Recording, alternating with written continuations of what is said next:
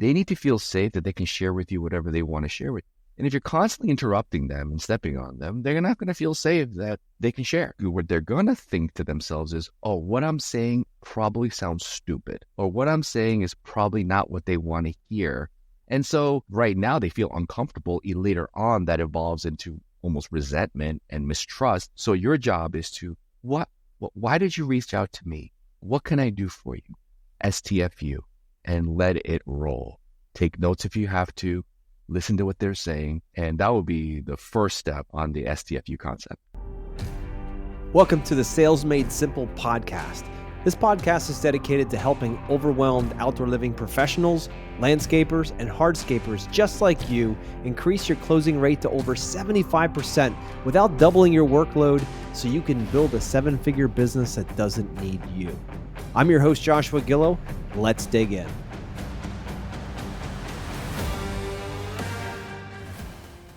Hey everybody, welcome back to the podcast.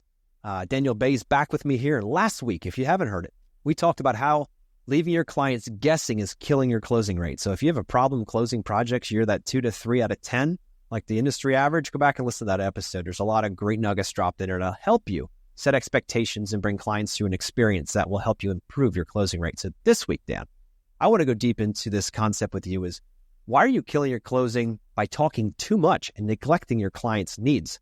So before I get started, do you think that people talk too much as salespeople? Yes. Yes. And yes. And as just demonstrated, we are terrified of dead air. Now, in a podcast, dead air is devastating, right? But in a sales conversation, occasionally, it's okay to have some dead air. But instead, what most salespeople do when they're not sure about what they're doing and how to do it and they're not prepared, they're always going to do a lot of this jibber jabber, and they start talking about their dog from 1942 that had only had one leg and one testicle, and they would talk about Aunt Marge and then talk about Uncle Tom and how they didn't get along, and talk about all of your experiences and all your past projects, and you bring a book of all of your past projects, how great you are and how awesome this material is and all those things. And so ill preparedness is what usually leads to you not taking your time and allowing your clients to truly express what they truly want, need, or desire. It's a skill, it's an art, very easy to learn, very difficult to master. But if you don't understand the concept right off the bat, then you'll be a jibber jabber talking over your clients, and that obviously breaks trust and doesn't make your clients feel safe, and a lot of bad things happen. And listeners, I hope you just picked up what Dan just did. He showed you both sides of that. He showed you the quiet, or not quiet, but the more reserved, focused question with space between them, and then he went into jibber jabber mode, where most, and heck, I was doing that for most of my career. I thought in sales, the goal is you show up to the front door, you knock on the door, your heartbeat goes up, and it's showtime. Now it's time to put on a performance. And they want you to talk the whole time. And that's something that I never realized until I started working with you, that I talk way too much. And the question really at the end of it, after that meeting, hour meeting with that client, if I really looked at my paper and looked at how much I got, if you will, or I found out, or I learned about that client or their needs, wants, or desires, it was small. It was all about telling my story and how my pavers were better and how my base was better and how my plants have a warranty and how blah, blah, blah down through. And the clients really didn't get a whole lot of time to talk. It was 20-80 rule. We talked about that in the last episode, that we're going to talk about it here. This idea that we as professionals should only be talking about 20% of the time in a sales situation. And we should be leading with great questions so that the clients can speak for 80% of the time. So listeners, if you're brazen enough to put your iPhone in your pocket and put memo record on and go into your next meeting and just put it in your pocket and just record your conversation, come out in the vehicle afterward and listen, do you fit that 80-20 rule? Or when you go on to showtime walking in the front door, do you go into blabbermouth and you're pushing clients away because you're talking way too much? It's a challenge. It is a challenge. It's a reflex. And I'm not saying that the people who talk too much are people who just like to talk too much. I'm going to say that many of the salespeople out there who are talking over their clients at a rate of more than 20%, we're doing it because we are not prepared. We don't know the appropriate skilled questions to ask, right? So hopefully today we'll give some examples, but people need space to fill the vacuum. So the analogy I want to give is if there's a constant tension between, two vessels, and I'm talking to people who understand mechanics or some type of physics, and the world always wants to be in equilibrium. So if you're putting too much air into a balloon, let's say, and there's another straw that's going in there, that other person doesn't need to put any air in. There's no investment. They don't need to do anything because you're putting all the air in. But what if you reserved your air and we have to maintain equilibrium? Then the other party will always find the need to fill that void, right?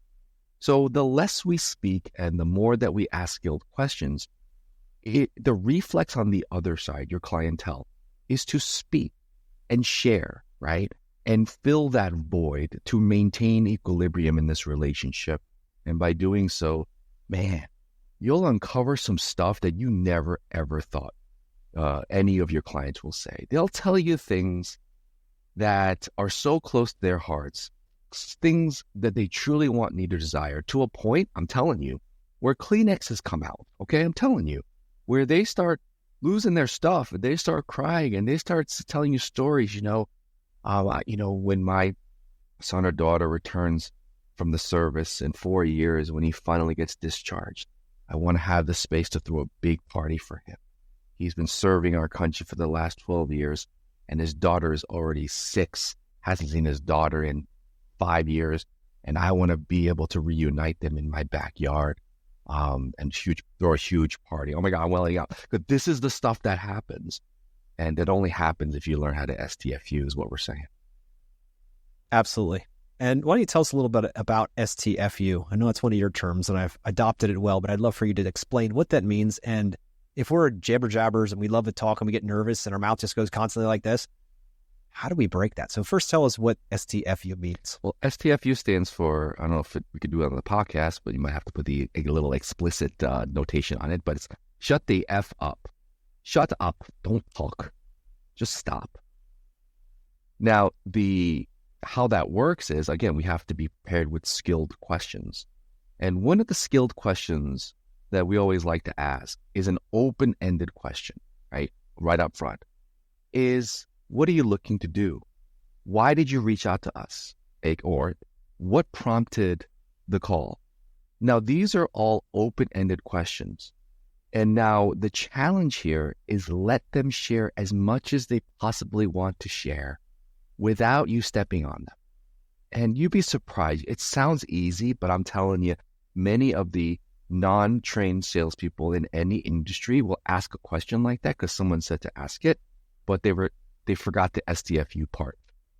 Ask a question, open-ended, fold your hands and listen. STFU, and take everything that they're saying. Because one of the things that we need our clients to feel, again, we talked about this in the last episode, is safety. They need to feel safe that they can share with you whatever they want to share with you.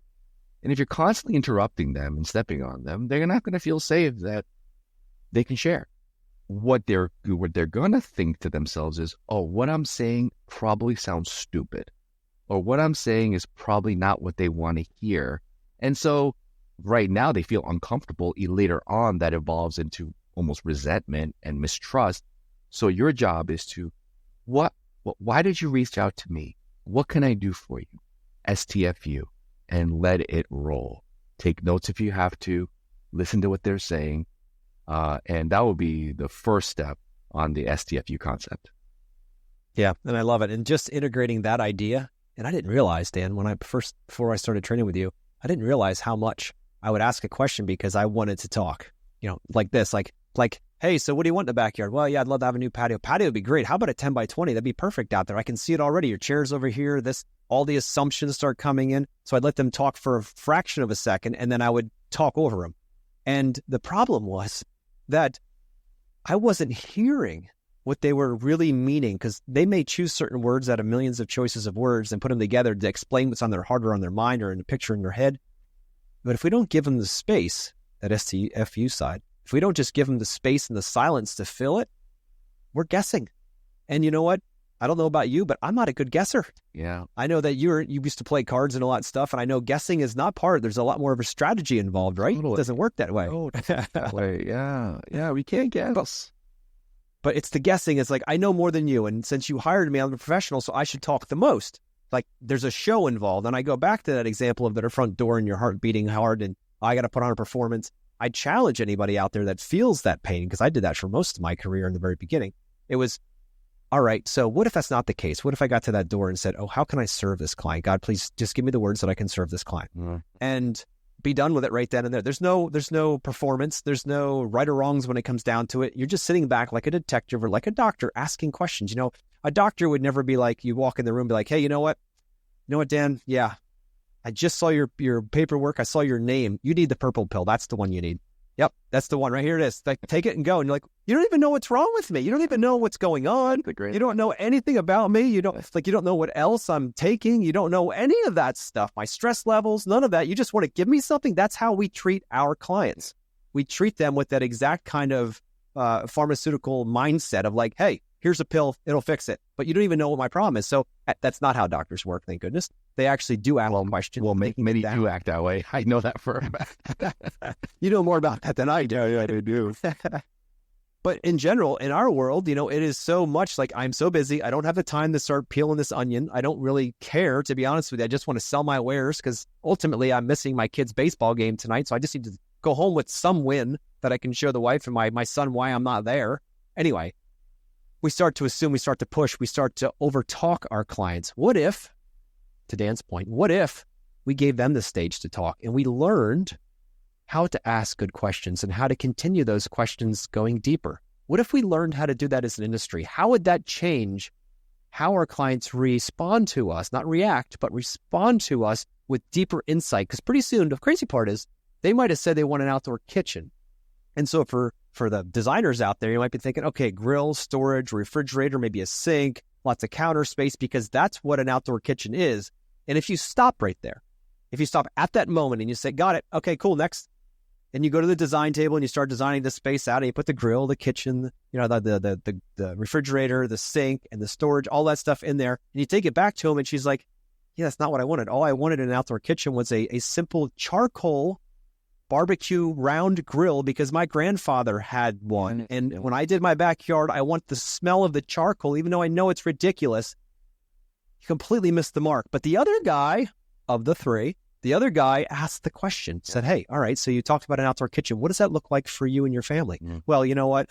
She would go right into it. She'd be like, you know what?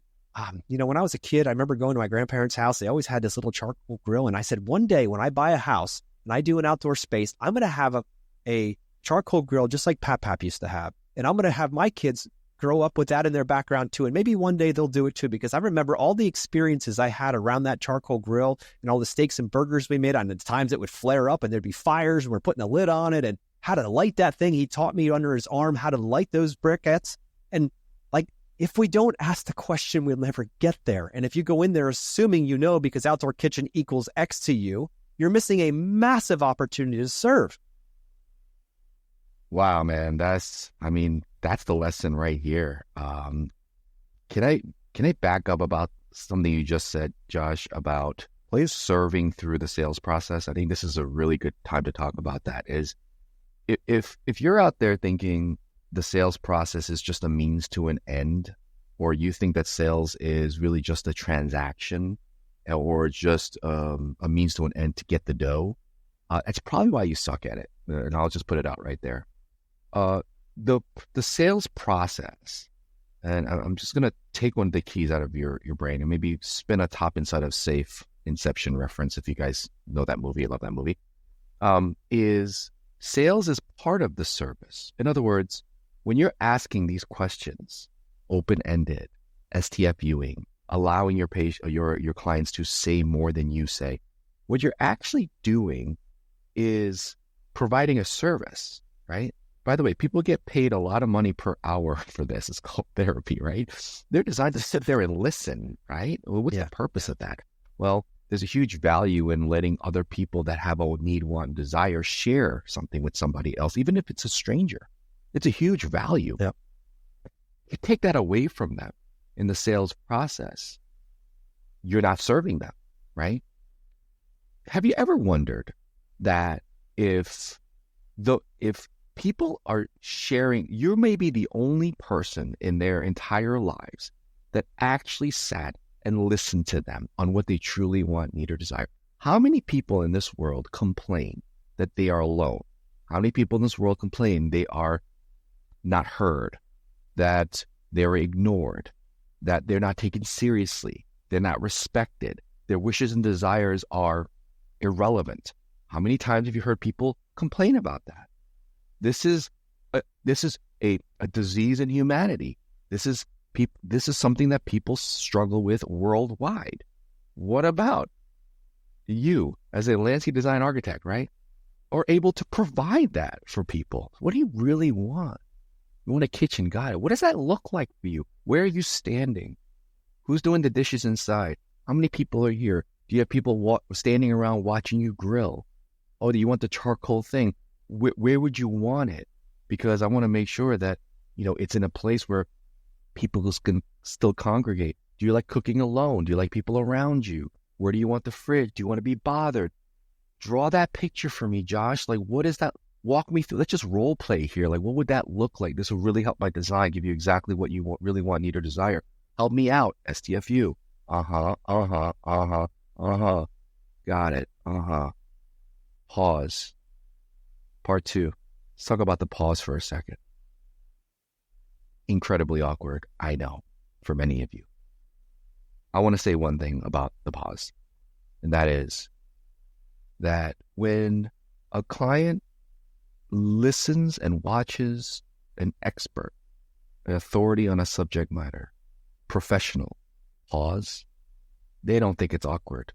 You know what they're thinking? They're thinking, what is he thinking? What is it about my situation that is requiring so much profound thought? I thought I was just putting in the outdoor kitchen. Wait a second. There may be more to this. He knows something that I don't. What is he talking about? What is he thinking? Incredibly intriguing. That is exactly how professionals act. Smart ones, conscientious ones, empathetic ones, professionals. They pause. If you're watching this on video, you should see me contemplating something, and no one really knows why. But that's what I do. So when you pause like that, it doesn't hurt the process. It helps the process. It increases your value. And by the way, you're not pausing for the sake of pausing. You're really pondering thought here. What do they really want? What do they really need? I'll ask clients wanted this and this. I wonder if they want that. I wonder if they're going to say that. What about this? What about that? What next question can I ask to get deeper into what they truly want, need, or desire? This is what professionals do. So the STFU concept, Josh, I know you know this, but I don't know if the listeners do. It's not contrived. You're not just STFUing for the sake of STFUing, You're staying busy in your head, trying to navigate the next set of questions that will truly help your clients open up on what they truly want, need, or desire. And that's the whole name of the game here. It really is. And it is amazing when you start peeling that onion and starting to ask purposeful questions, how your clients open up and like, no one's ever asked me that before. No one's ever taken the time. I didn't even realize that was the reason why I wanted to do this. And you don't need to be a psychologist to do this stuff. If you have a list of 10 questions or even 5 questions that you go into your sales calls with that are profound, deeper questions, and that's what we teach in our courses is how to do that in the right order. But at the same time, if you just had a handful of them to work with, you'd be surprised by when you take that pause. And the pause is, I'm so glad you taught me that, Dan, because I've used that so many times authentically, not just because I wanted to be a funny guy about it, but at times, when a client says something and you say nothing next, they might be like, yeah, I want an outdoor kitchen. Well, tell me a little bit more about what that looks like for you. It's kind of like, I'll place you with a grill and a fridge. Okay. And then you just be quiet. And you just look at them, right? And they're like, well, you know what I mean? Like, with a countertop and a refrigerator, and I want an area for I can have my paper towel dispenser. And like, they feel that I call it the pregnant pause, right? Yeah. They feel this need to birth new information, right? Yeah. But if you keep your mouth shut, you're allowing them the space because they're used to the context of most conversations, especially with contractors, that they're being told what they should like, what they should need, what they should desire, because contractors don't have time. They're too busy. They don't want to listen. They're guys. They're just rough and tumble, and they build stuff. Yeah. They don't listen well. But that's the difference of a true professional versus someone who will always be working in their business and never be able to actually own a business. The difference is being able to slow it down, be purposeful with your conversation with your clients, ask good questions. How and what questions are always the best, because that's going to, give you a much more bigger opportunity to claim clarity, and also to get much deeper into their true needs, wants, and desires. So patience. Again, if you're going after 10 leads a week and you're trying to go meet them all, pre-screen them, get down to maybe the 3, 4, or 5 that are going to be the highest probability of being able to say yes, and you're going to be able to guide them through this process and give them this experience, and then go spend some time with them. Peel that onion, layer by layer. Let them tell you. The coolest part of all this, Dan, this is the part that gets me so excited about teaching this to the industry, is that we have the opportunity to design these outdoor spaces. So we have to take ideas that the clients are giving us, and we then have to pen them to some kind of a design, whether it's a hand sketch or whether it's a 3D design, it doesn't matter. We have to take what we heard and create a visual representation of that, right? So that we have certainty from both the client's side that that's what they want, and our side, so we know what we have to build. So we want to agree on the center point, which is our design. Now, if you're going out assuming everything, yeah, Mrs. Jones, you said kitchen. So that's that sink, the grill, the storage, the refrigerator, the countertop, because that's what it means to me. And you put that out there. What happens is you're stuck taking a design back to Mrs. Jones that she doesn't even want. Right. And or she doesn't want, need, or desire what you're offering, because deep down, to my example earlier, she wants a little round charcoal grill area. Now, the cool part is, this is where it gets really interesting. If you get rid of the assumption part, because assumption only makes an ass out of you and me every single time. So if you stop assuming and start asking questions, here's what happens. This is where the magic happens, guys. If you're listening to this on a road, pull over for this one. You're going along and you're asking those questions. Every time Mrs. Jones gives you one more layer of that onion, she's adding color, if you will, to the design. So you ask the question, hey, what does that outdoor kitchen look like for you? That's like a framework of the picture, if you will, the black marker around the silhouette of what we're going to color in. Now we give her the brushes. So walk me out there on a Sunday afternoon. What are you doing? How are you using this space? And she starts painting this picture for you. She's adding color to your design. And you're like, wait a minute here. This is amazing. You ask her 2 or 3 levels of questions. The next thing you know, when you go back to your design studio to design this project for Mrs. Jones, you know exactly what you have to design for her. So when you take it back to her, she's going to be like, oh my goodness, you're in my head. Yes. The other 2 people just said outdoor kitchen. So here's an outdoor kitchen that I think it should be. You're in my head. So fun. Right. And it's a crazy part though, right? And then when it comes to price, she's like, the other 2 didn't listen, but you did. And you're premium. Let me sign right here. Because at least you listened. Yeah. That's the difference, listeners. You listen to your clients, let them paint the picture, let them color it in. So when you go back to that studio, you already know what you're designing. You're not going to get stuck in there and sitting on a piece of paper or on your desktop thinking, what am I going to do for this project? Yep. They want a kitchen and a patio, but how is it going to work? Let them paint the picture for you. Your chance of being able to serve that client is much higher, and they're going to get what they want, need, and desire. And that's what makes them raving fans. No doubt. Crazy. I got 2 things to add to that, and that's about the empty open air. I had a client once. He was a radio DJ back in the day, so dead air was not allowed. So obviously he had a challenge with that, right? So maybe some of you are not radio DJs, but maybe you fit the mold. It's a tough habit to break. It requires training.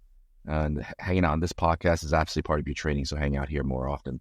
The next concept analogy I want to give you is regarding the STFU 80-20 rule, is dating. Now, I can only speak from the male perspective, and I remember when I was single back in the day, and I knew for a fact that the worst way for me to go on a first date was for me to do 80% of the talking and her do 20% of the talking.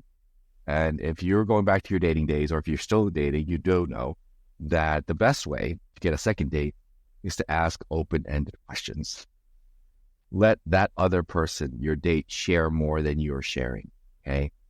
And if we do that, usually the other party, in my case, until I figured this out, there was something about the experience of sharing a lot with one person that makes you want to do it again, you know?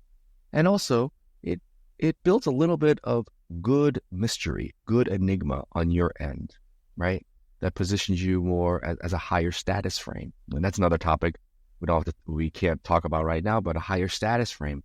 Higher status frame people speak less, mean more, right? And we've heard all these platitudes before, but no one's really taught us how to execute them on a strategic level. And that's exactly what we're talking about here. But man, this is good stuff, man. Good stuff. They are going to tell you exactly what they want, need, or desire by the mere virtue of us refraining from things that we normally would say. Awesome stuff. Yep. So again, if you want to find out how much you do talk during your sales process, take your phone, put it in your pocket, put it on record on your voice memo, and just record a random meeting and go back and listen. It may curl your toes. Yeah. I know it did for me. It was horrible. I listened and I was like, I don't do that stuff. Then I listened to myself talk. I'm like, you wonder why you're closing 3 out of 10. Yep, no doubt. That's exactly why. The entire time I talked, I was so important. I knew all the specs. I memorized the Techo Block book. Like I had all that figured out, figuring it was a performance. When I realized it's not a performance, you're a guide. You're there to listen and ask questions. You're a doctor, if you will, or a detective. If you come from that perspective, everything changes. So then I was like, holy moly, that's how we consistently now get, projects, 6-figure plus projects, because we listen. We've created a process in which we can do that strategically and purposefully over and over repeatedly. And that's where we can get that information. So the overall lesson here is talk less, sell more. Yeah. Right? Don't be afraid to embrace the pause. Ask a question, leave it open. If you ask a question to a client and they don't answer you, just stand there and look at them. They will respond. It'll be awkward. But then you're setting the frame of who's asking the questions and who's not necessarily in charge, but who's driving the boat. Yeah. Because clients want to hire somebody who's going to handle this stuff for them. They don't want to be thinking, I'm going to hire this guy and I've got to babysit him all the time. Yeah. They want someone to lead them. Yes. Oh, man, that's another episode right there. Yes, it is. Yeah. I mean, we need to touch on this because this is really important. Is a lot of the times, salespeople will drive the conversation and say a lot and what have you. And there's a confusion on who's leading here. You are leading, okay? And they want a leader. And that's the thing. I mean, I know nothing about how to design and build a backyard, right? To build an experience for my family. So why would I hire Josh? Because he's the leader. He needs to be the GC of this whole thing, literally the GC of this whole thing, right? I need him to be the person in charge. Otherwise, why am I hiring him? I would just figure this out for myself. People want that. People want that. If you go to a doctor, you want them to, assuming you trust them and their authorities and their experts, like you want them to take charge and take care of it. No, like yeah, I don't want to do it. Lead and guide you. Yeah, I don't. Yeah, exactly. You don't want to walk in and be like, open the book and pick. This is a big thing in our industry. Is hey, here's the Techo Block or the Unilock catalog. Yeah. Here, you pick your favorite paver, and then I'll put together a proposal for you. Horrible. And then you're like, you get all these choices. You're like, there's 1,600 choices, it seems like, in the book. And you're like, I don't know which one fit. I've never seen this book before. You want me to do that as the consumer, as the homeowner? And then again, confusion. They're like, I don't know. I want someone to tell me which one I think is going to be best for you. Correct. How we do it. We're like, hey, look, there's a lot of choices in here. Based on what you've told us so far, I believe these 3 would be your best choices. This one, I think it works best. You tell me what you think. And then all of a sudden it's clarity. Boom. They're like, you know what? We're going to go with what you think because we think it's the best too.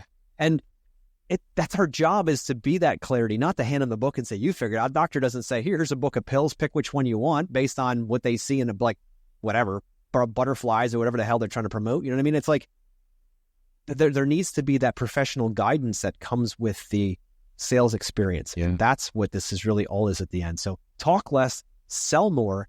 Don't be afraid of that pause. It's a pregnant pause. Things will come out of it. There will be things that you're going to learn. Don't be afraid to peel that onion. If Mrs. Jones says kitchen, say, what does that look like for you? and future pace it. Like, okay, you're out there on a Sunday afternoon. What are you doing around that kitchen? That patio for the same thing. Like, okay, we can just do a quick patio for you, but I'd really like to build something that you're going to love forever. So how are you going to use the space? What does it look like when you have friends over? What size table do you need? How many times do you entertain? How and what questions? Constantly asking. Try not to get to the yes or no answers. Like, so it looks like you want to put a patio in, right? Yes. Right. Okay. That you didn't get any information. Instead of reframing that question and be like, all right, so you mentioned you wanted to put a patio in. Could you tell me more about what that looks like for you? How will you use it? Who will be here? All these kinds of things. You're peeling that onion. Okay. So in a perfect world, what does a perfect patio look like for you and your family? And then these are just simple, low-hanging fruit questions, softballs, that'll open your client up. But here's the secret, listeners. I'm going to end with this. Here's the secret. When you ask the question, STFU, wait for them. And don't you start enhancing or trying to embellish what they're saying or support them in what they're saying. Shut your mouth and listen. Let them do all the talking. And then as they're talking, think, okay, what else would I like to know about this? And lead them with another question and go a little deeper, a little deeper. And by the end, you should have the picture fully painted of what Mrs. and Mr. Jones wants for their backyard. So when you go back to that drawing board, you just got to bring that to life. Yeah. And then you can be the premium guy that goes back with a design that knocks their socks off, and they're not sitting there complaining about just the price anymore. Because when they say, look, I want a raised terrace that I can sit out and bake like a seal on in the backyard, make sure you utilize their words and you give them that raised terrace that they can bake like a seal. You better bet you in that 3D design, there better be Mrs. Jones on a raised terrace baking in the sunshine as you're panning around in your design, because when she sees herself there drinking that glass of wine or whatever she described it as, guess who just got a project? Josh, you know what a close deal for me? If I told someone I want to bake like a seal on my terrace, and the design came back with a seal baking on the terrace, I swear, for me, because humor is one of my core values. It's like, dude, you have the job. I mean, that's just so perfect. You know what I'm saying? I mean, that's not for everyone, but I'm just saying, for me, if I told them I want to bake like a seal on a terrace, and design came back with a little seal that is baking on a terrace and sunbathing with a little thing, I'd be like, oh my God, that is just precious. I would save that design, frame it. I would say that is just freaking awesome. Yeah, good stuff, then. Yep.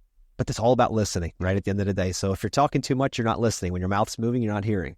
So trade those, it'll change, and that'll change the way that your sales go. And you're going to be changing that 3 out of 10 to a much higher closing rate, and then you're going to be able to grow your business. So Dan, thank you for coming back on here. Thank you for all of your wisdom and guidance. Next week, guys, we're going to talk about the number one communication technique that can lead you to a ton more new sales and increase your customer buy-in.